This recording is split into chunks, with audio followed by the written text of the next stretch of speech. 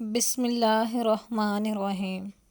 السلام علیکم سجنوں تے متروں، سہیلیوں تے بیلیوں، چھوٹے وڈے سارے نوں جی آیاں نوں۔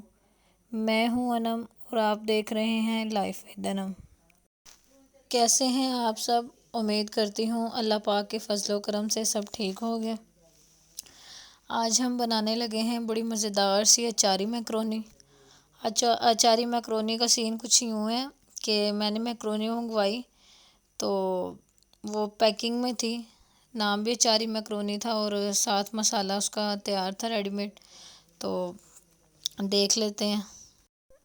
میکرونی میں نے یہاں پہ لی ہے 1 پیالی اور ویجیٹیبلس تھی کچھ۔ تو میکرونی کو دیکھ لیتے ہیں۔ پانی میں نے رکھ دیا تھا گرم ہونے کے لیے، تو پانی یہاں پہ گرم ہو چکا ہے تو اس میں جو ہے نمک ایڈ کر دیتی ہوں۔ نمک میں نے یہاں پہ ایڈ کیا ہے 1 ٹی اسپون اور 2 ٹی اسپون کے برابر میں نے اس میں ایڈ کیا ہے آئل۔ آئل سے یہ ہوتا ہے کہ میکرونی جو ہے نا وہ جڑتی نہیں ہے، ٹھنڈی ہونے کے بعد بھی نا وہ اکیلی رہتی ہے۔ تو اب اس کو جو ہے مزید گرم ہونے دیں گے۔ پانی ابلتا ہے تو پھر اس میں جو ہے میکرونی ڈالتے ہیں۔ جی تو پانی رکھے ہوئے مجھے 3 منٹ ہو چکے ہیں اور پانی دیکھیں ابل چکا ہے۔ اس میں اب میں وہ میکرونی ڈال دیتی ہوں اور ایک دفعہ جو ہے نا اچھی طرح چمچ ہلا دوں گی اور اب اس کو دوبارہ جو ہے وہ ڈھک کے رکھ دوں گی۔ جی تو جب تک ہماری میکرونی ہوتی ہے تو تب تک ویجیٹیبلس کو دیکھ لیتے ہیں۔ یہاں میں نے لیے ہیں 2 گاجر اور بند گوبھی آدھی سے بھی کم تھے اور 3 شملہ مرچ بھی چھوٹے سائز کی تھی۔ تو اب ان کی کٹنگ کر لیتے ہیں۔ کٹنگ کرتے ہوئے آپ نے اس بات کا خیال رکھنا ہے کہ جو تمام سبزیاں ہیں نا وہ ایک ہی سائز میں کٹنگ کریں۔ مطلب حرج تو نہیں ہے کہ وہ کسی بھی شیپ میں ہوں، لیکن وہ اچھی لگتی ہیں کہ ایک ہی شیپ میں ہوں نا ساری۔ تو میں نے یہاں لمبائی میں ساری کٹنگ کر لی ہیں۔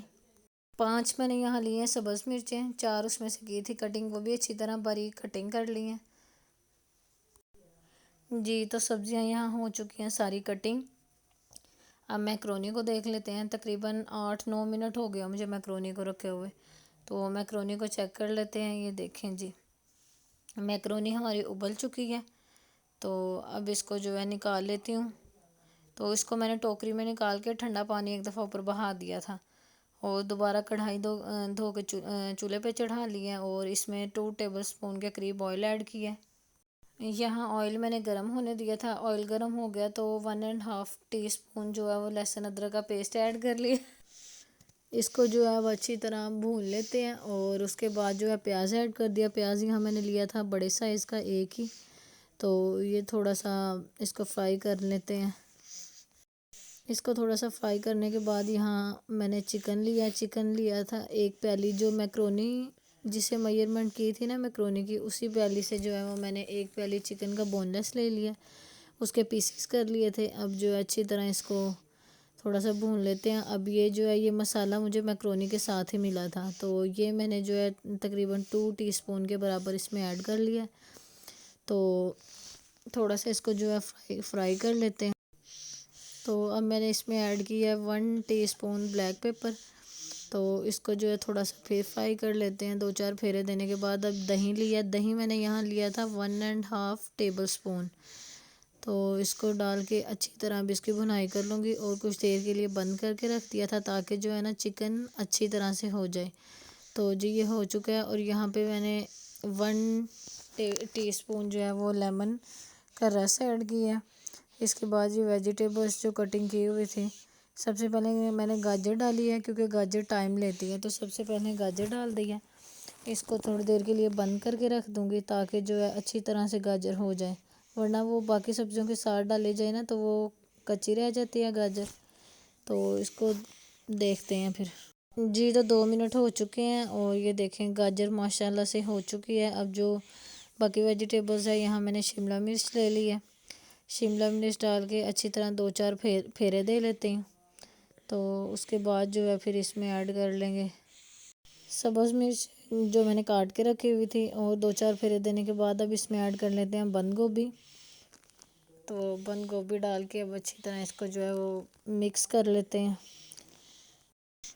اس کے بعد جو ہے اس کو کچھ دیر کے لیے میں بند کر کے رکھ دیتی ہوں تاکہ جو ہے نا اچھی طرح مطلب دم لگا دیا تھا میں نے یہاں 5-7 منٹ کا، تاکہ جو ہے نا اچھی طرح ہر چیز اگر کوئی کسر ہے تو وہ پوری ہو جائے۔